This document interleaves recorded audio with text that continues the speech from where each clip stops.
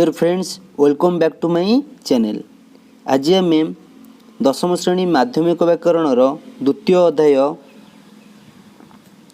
णत्वविधि सत्वविधि और साधारण अशुद्धि णत्वविधि विषय आज आम डिस्कसन करवा। केवल आम णत्वविधि उपर आज डिस्कसन कर।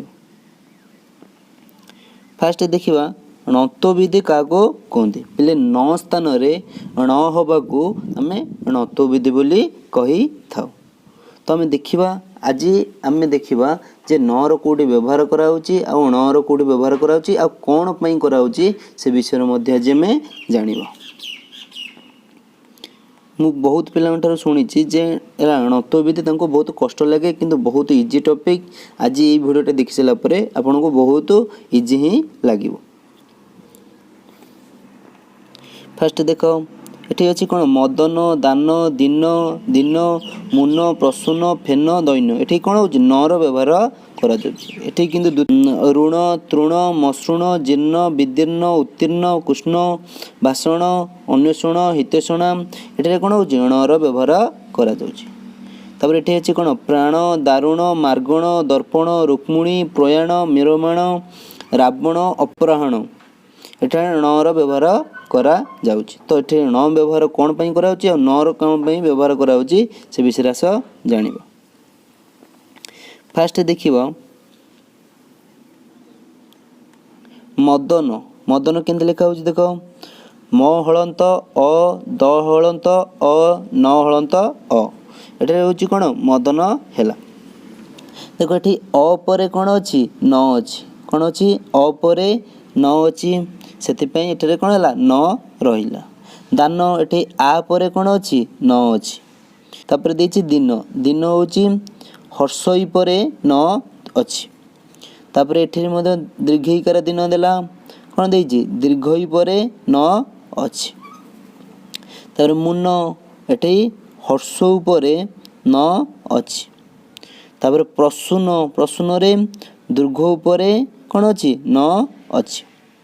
ता फेन एठी ए परे कोन अछि न अछि दैन्य एठी अई परे कोन अछि न अछि।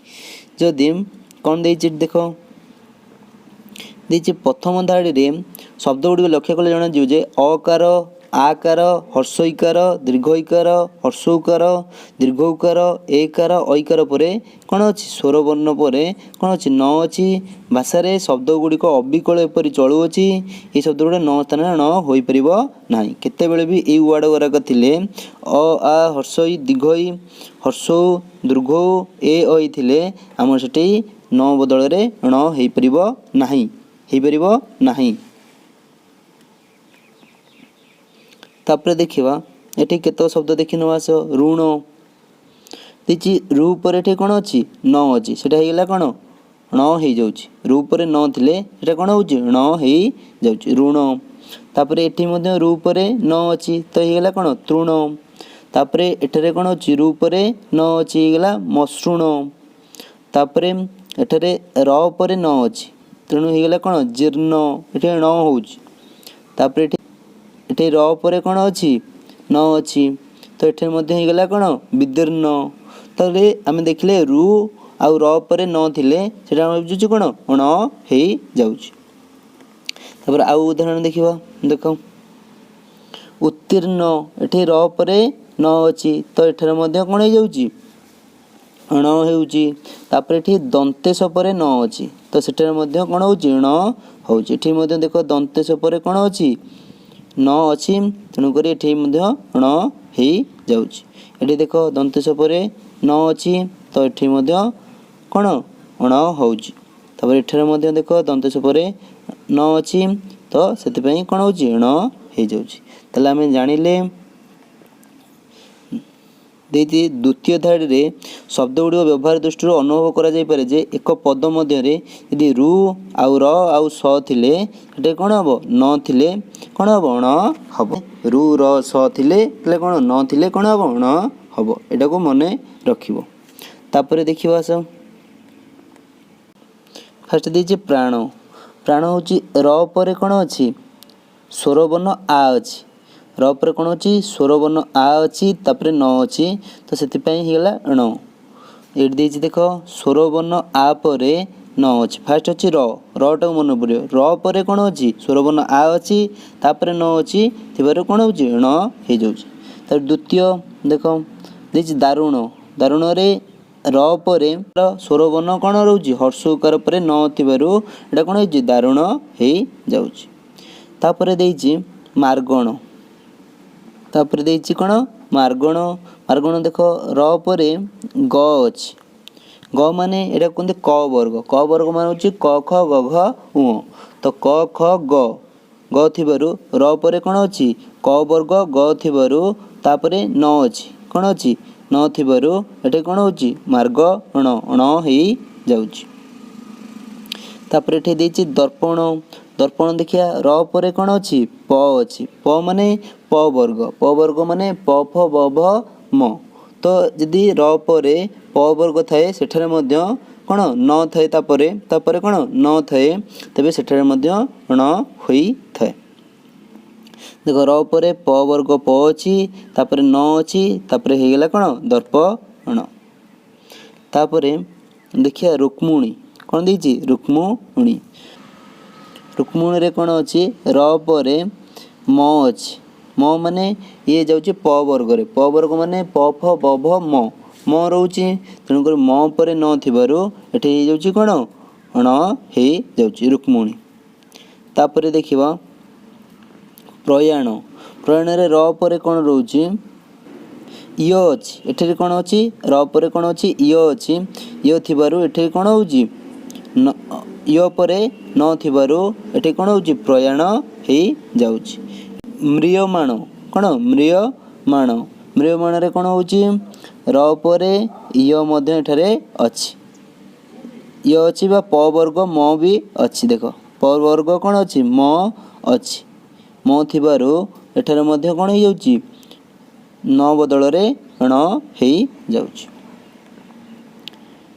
तापर एठे देइछि रावण रावण होउछि र पर कौन अच्छी ब अच्छी देख ब एठे देइछि अंतस्थ ब प्ले अंतस्थ ब का कहंती जो ब भ होउछि सेटा होउछि ब किंतु ब तालबेश मुद्नेश जंतेश जो कहूजे तो सेई ब को आम कह अंतस्थ ब तो ये अंतस्थ ब थिबारु एठी कौन अंतस्थ ब पर न थिबारु ताले एठारे कौन होउछि रावण हे ण हे जाउछि।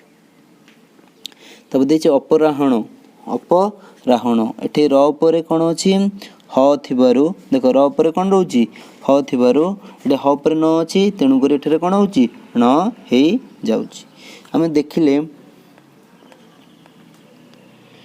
ए उदाहरण जना जाउछि जे रु र स पर ठीक पर रु र स थबो हला तापरे न थिले किंबा स्वर वर्ण थिबो नले क वर्ग थिबो नले प वर्ग माने क ख ग घ उ थिबो कि प वर्ग प फ ब भ म थिबो किंबा जिय इय अंतस्थ ब ह पर न थिले ण हुए ए सब हला वर्ण थिले आमे ताको कोन कहबा न बदल रे स्टे न होई थाए। तब देछि रुस रस अन्य वर्णर व्यवधान थिले न जगह न हुए ना देख रचना एठी च रोची चटा होची क वर्ग कि प वर्ग रे जाऊ नाही तेणु कर र परे न र व्यवधान रही जाउची को मझरे कोन रहउची च रही जाउची तो च रहउथबारु एठी न न होई कि कोन होची न हेई जाइछि। मार्जना मार्जना माने मार्जना जटा हला कोन क वर्ग रे जाऊ नाही कि प वर्ग रे जाऊ नाही तेणु मार मार र परे ज रही जाउछि ज होउछि कोनसी हला कोन क वर्ग कि प वर्ग रे जाऊ नाही तेणु करी एठी मध्य व्यवधान रहउछि तेणु करी एठी कोन होइछि न हेई जाइछि। तापरे म आउ उदाहरण नै परिबी नर्तन कोन नर्तन नर तन तटा प वर्ग रे मध्य जाऊ नाही प फ ब भ म ए भितर नाही नर तन त हला तो एठरे मध्य व्यवधान देखाउछि तेणु करी ये हिजो कोन न हेइजिवो तले एठरे कोन होउछि व्यवधान थिबारु एटा कोन होउछि न बदल रे न हो नाही। तापरे आमे जानिले फर्स्ट पॉइंट ଆ ହର୍ଷଇ ଦୀର୍ଘଇ ହର୍ଷଉ ଦୀର୍ଘଉ ଏ ଐ ସ୍ୱରବର୍ଣ୍ଣ ପରେ ନ ଥିଲେ ଣ ହୁଏ ନାହିଁ। ତାପରେ ଦ୍ୱିତୀୟ ପଏଣ୍ଟ ଦେଖିଲେ ରୁ ର ସ ପରେ ଯଦି ନ ଥିଲେ ତାହେଲେ କ'ଣ ହେବ ଣ ହେଇଯିବ। ତାପରେ କ ବର୍ଗ ମାନେ କ ଖ ଗ ଘ ଙ କି ପ ବର୍ଗ ପ ଫ ବ ଭ ମ ବା ଝିଅ ଇୟ ହେଲା ଅନ୍ତସ୍ଥ ବ ହ ଅନୁସାର ପରେ ଯଦି ବ୍ୟବଧାନ ଥିବ ମାନେ ଣ ଆଉ ନ ଥିଲେ କ'ଣ ହେବ ଣ ହେଇଯିବ। ତାପରେ ଦେଇଛି ଓଡ଼ିଆ ଭାଷାରେ କେତେକ ସ୍ଥାନରେ ଓଡ଼ିଆ ଭାଷାରେ ନ ଆଉ ଣର ବ୍ୟବହାର ସବୁବେଳେ ନିୟମ ଅନୁସାରେ ହୋଇନଥାଏ, କେତେକ ସ୍ଥଳେ ଏହି ନିୟମର ଉଲ୍ଲଂଘନ କରାଯାଏ ହେଲା। ଦେଖୁ କେତେକ ସ୍ୱାଭାବିକ ଅର୍ଥରେ ଆମର କ'ଣ ହୋଇଥାଏ ଣ ବସିଯାଇଥାଏ। ଦେଖିବା କେମିତି ଅଣା ଏଠି ଅ ପରେ କ'ଣ ଅଛି ଣ ହେଇ ବସିଯାଇଛି, ତ ଆମେ ଜାଣିଛେ ଅ ପରେ କ'ଣ ଣ ରହିବନି କ'ଣ ହେବ ନ ରହିବ, କିନ୍ତୁ ଏଠି ବ୍ୟତିକ୍ରମ ଦେଖାଯାଉଛି ବା ଏଠି ସ୍ୱାଭାବିକ ଅର୍ଥରେ ବସିଛି। ଏଠି ଅଣାକାର ଏଠି ମଧ୍ୟ ଆମେ ଜାଣିଛେ ଅ ପରେ କ'ଣ ଣ ବ୍ୟବହାର କରାଯାଇପାରିବ ନାହିଁ, କିନ୍ତୁ ଏଠି ବ୍ୟବହାର କରାଥିବାରୁ ଏହାକୁ ସ୍ୱାଭାବିକ ଅର୍ଥରେ ବ୍ୟବହାର କରାଯାଉଛି। ଦେଖ ଆ ପରେ ଣ ତାପରେ ଖୁଣ ହର୍ଷ ଉପରେ କ'ଣ ଦେଇଛି ଣ ଅଛି, ତ ଆମେ ଜାଣିଛେ ହର୍ଷ ଉପରେ ଣ ହେଇପାରିବ ନାହିଁ, କିନ୍ତୁ ଏଠାରେ ଦେଉଥିବାରୁ ଏହାକୁ କ'ଣ ସ୍ୱାଭାବିକ ଅର୍ଥରେ ବ୍ୟବହାର କରାଯାଉଛି। ଟାଣ ଟାଣ ହେଉଛି କ'ଣ ଆ ପରେ ଣ ଅଛି ହେଲା, ତ ଆ ପରେ ନ ଥିଲେ କ'ଣ ହେବ ଣ ହେବନି, କିନ୍ତୁ ଏଠାରେ ତାପରେ ବାଣ ଏଠାରେ ଆ ପରେ କ'ଣ ଅଛି ନ ଅଛି, ଆ ପରେ ନ ଥିଲେ ଆମେ ଜାଣିଛେ ଏଠାରେ ଣ ହେବ ନାହିଁ, କିନ୍ତୁ ଏଠାରେ ଣ ହୋଇଛି, ତେଣୁକରି ୟାକୁ କହିବା କ'ଣ ସ୍ୱାଭାବିକ ଅର୍ଥରେ ଏଠି ଣ ଦେଇଛି। ପଦ ମଧ୍ୟରେ ନ ସ୍ଥାନରେ ଣ ହେବାକୁ ନତ୍ୱବିଧି କୁହାଯାଏ। ରୁ ର ସ ପରେ ନ ଥିଲେ ଣ ହୁଏ। ଆଉ କ ବର୍ଗ କ ଖ ଗ ଘ ଙ ପ ବର୍ଗ ପ ଫ ବ ଭ ମ ଝିଅ ଇୟ ବ ଆଉ ହ ବ୍ୟବଧାନ ନର କ'ଣ ହୁଏ ଣ ହୁଏ। ଯଦି ବ୍ୟବଧାନ ଥିବ ରୁ ର ସ ଥିବ ତାପରେ ବ୍ୟବଧାନ କ'ଣ ଥିବ ଆଇଦର ସ୍ୱରବର୍ଣ୍ଣ ନହେଲେ କ ବର୍ଗ ନହେଲେ ପ ବର୍ଗ ନହେଲେ ଝିଅ ଇୟ ଆଉ ବ ଆଉ ହର ବ୍ୟବଧାନ ଥିଲେ ସେଠି ନ ବଦଳରେ କ'ଣ ହେବ ଣ ହୁଏ। ଆଶା କରୁଛି ନତ୍ୱବିଧି ବିଷୟରେ ଆପଣ ବହୁତ ଭଲ ଭାବେ ବୁଝିପାରିଥିବେ। ଯଦି ଭିଡ଼ିଓଟି ଭଲ ଲାଗିଥାଏ ତେବେ ଲାଇକ୍ କରନ୍ତୁ, ସେୟାର କରନ୍ତୁ ଆଉ ସବସ୍କ୍ରାଇବ୍ ମଧ୍ୟ କରନ୍ତୁ। ଜୟ ଜଗନ୍ନାଥ।